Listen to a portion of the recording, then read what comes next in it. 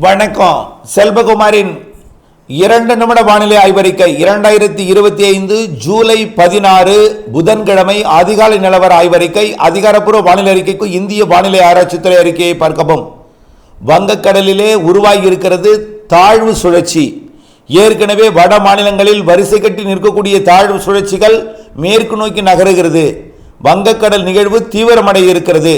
வங்கக்கடல் நிகழ்வு காற்றை கட்டுப்படுத்தும் அமைப்பாக இருந்து கேரள வழியாக தமிழ்நாட்டின் ஊடாக தென்மேற்கு பருவக்காற்றை ஈர்க்கப் போகிறது. இதன் காரணமாக கேரளாவிலே தென்மேற்கு பருவமழை படிப்படியாக தீவிரமடைய போகிறது. 19ஆம் தேதியிலிருந்து கேரளாவிற்கு மிக கனமழை பொழிவை கொடுக்க போகிறது. மேற்கு தொடர்ச்சி மலையில இன்றிலிருந்து படிப்படியாக சாரல் வந்து படிப்படியாக மழைப்பொழிவை தீவிரப்படுத்தும். தமிழ்நாட்டுக்குள்ளும் இன்று மாலையிலிருந்து மழைப்பொழிவு தீவிரமடையும். தமிழ்நாட்டின் வடகடலோரம் வட உள் மாவட்ட பகுதிகள், கர்நாடக எல்லையோர ஆந்திர எல்லையோர மாவட்டங்கள் மற்றும் புதுக்கோட்டை சிவகங்கை மற்றும் டெல்டா மாவட்டங்களில் ஆங்காங்கேயும் மத்திய உள் மாவட்டங்களிலும் இன்றைக்கு மாலை இரவு மழை தீவிரமடையும்.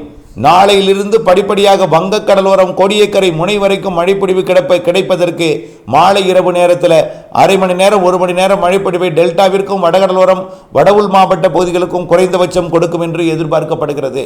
சென்னை உள்ளிட்ட வடகடலோரம் வட உள் மாவட்ட பகுதிகளுக்கும் அனைத்து வட உள் மாவட்ட பகுதிகளுக்கும் தினசரி வரக்கூடிய 21ஆம் தேதி வரை மழை உறுதி. மாலை வந்துவிட்டால் நல்ல மழைப்பொழிவை கொடுக்கக்கூடிய வானிலை அமைப்பு ஏற்படும். கர்நாடக எல்லையோர ஆந்திர எல்லையோர அனைத்து வட உள் மாவட்டங்கள் வடகடலோர மாவட்டங்களுக்கு கனமழை காத்திருக்கிறது.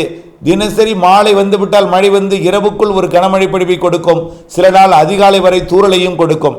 டெல்டா மாவட்டங்களுக்கும் வாய்ப்பு இருக்கு, தென் மாவட்டங்களுக்கும் வாய்ப்பு இருக்கு. மேற்கு தொடர்ச்சி மலைக்கு படிப்படியாக மழைப்பொழிவு தீவிரமடையும்.